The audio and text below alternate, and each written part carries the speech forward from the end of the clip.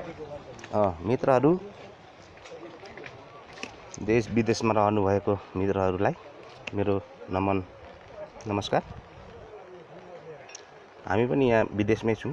भारतको उत्तर पूर्वाञ्चल नागाल्यान्ड राज्य, नागाल्यान्ड राजधानी कुइमामा र यो हिन्दू जातिहरूलाई अन्तिम संस्कार गर्ने शमशान घाट हाम्रो संगठनद्वारा हामीले साफसफाइ गर्ने अभियान आज राखेका छौँ। जुलाई 23 तारिक 2017 र साउनको 8 गते आज र हाम्रो संगठनले यो अभियान राखेका छौँ र यो प्रान्तमा पनि हामी